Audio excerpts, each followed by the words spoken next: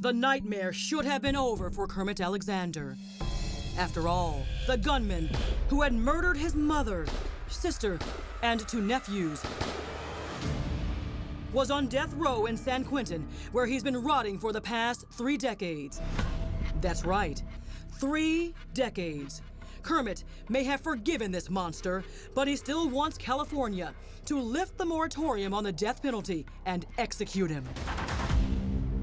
We have to go all the way or we have to stop it, period.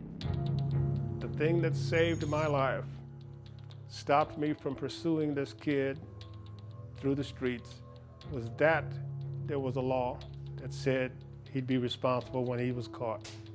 If there had not been that in place, I would probably not be alive because I would have kept going until I found him and either killed him or been killed.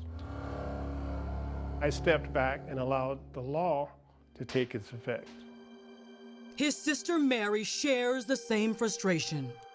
I had somebody ask me, how does it feel? I say, it feels like an airplane circling the airport and we have no place to land, waiting for the ruling to be carried out. It has not.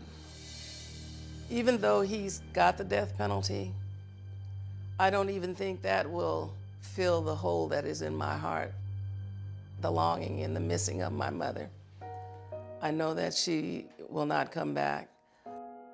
Killing him will not bring her back. But whatever the law says, that needs to be done. The years continued to take their toll on Kermit. He remained a lost soul. Anger and guilt was guiding his light. He was living out of his car. He avoided forming new relationships. That is, until he met Tammy. We just clicked. He actually laughed at my jokes, I think was what made me fall in love with him. Tammy says they were on the freeway when she summoned up the courage to ask Kermit about the murders. All of a sudden, he just floored it in the car. I thought, oh my gosh, I've just signed my death warrant. The car sped to 90 miles an hour. Kermit pulled over and poured out his pain. Taekwon had a chance to leave that house when he realized he was at the wrong place.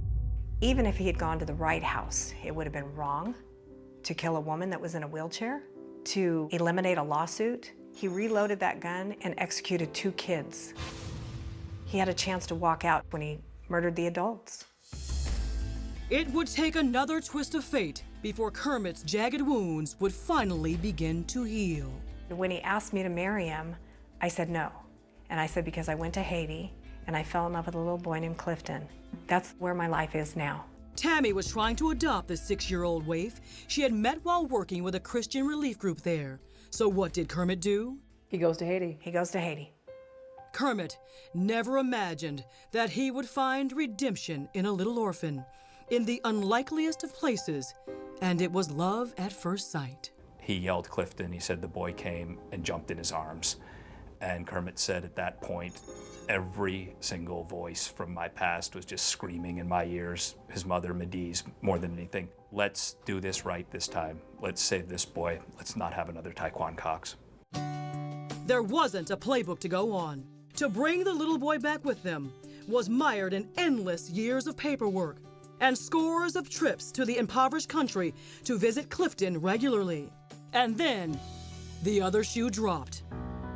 Clifton revealed he had 2 other brothers and 2 sisters living in a separate orphanage. Right then, amongst the dirt and the poverty and the oppression and the coup and the political strife, I was done.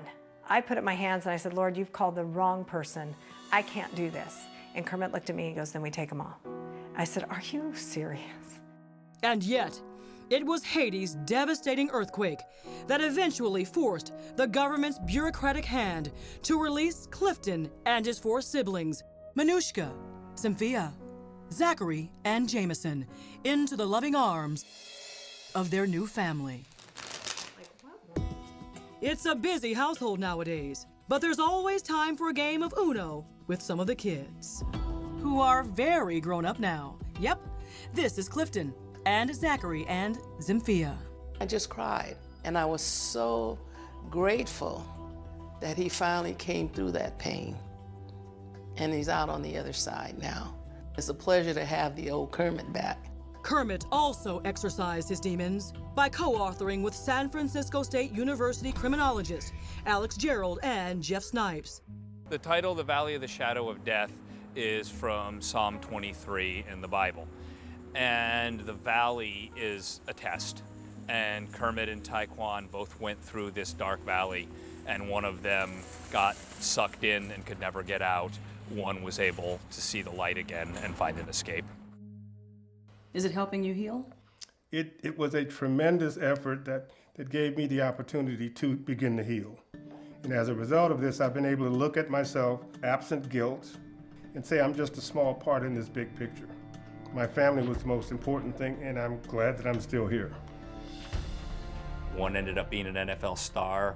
One ended up going to death row. When you walk by the picture of your mother, when you stop and stare at the beautiful photograph, what's on your heart? I'm getting it done, Mom. Thank you. Lonnie, I know you actually prosecuted death penalty cases, so I want to ask you, do you think Kermit is going to have any luck trying to restore the death penalty in California? Well, his lawsuit is going through the courts right now, but it's not going to be an easy fight. Both the governor and the attorney general in California oppose the death penalty. The other thing that makes you wonder, and I want to ask you about, is this bar owner who allegedly hired Cox as the hitman. Why wasn't he ever charged? Seriously. Well, we did call about that, and we found out that they could not get the fellow gang members to testify against him, so there simply wasn't enough evidence to take to trial.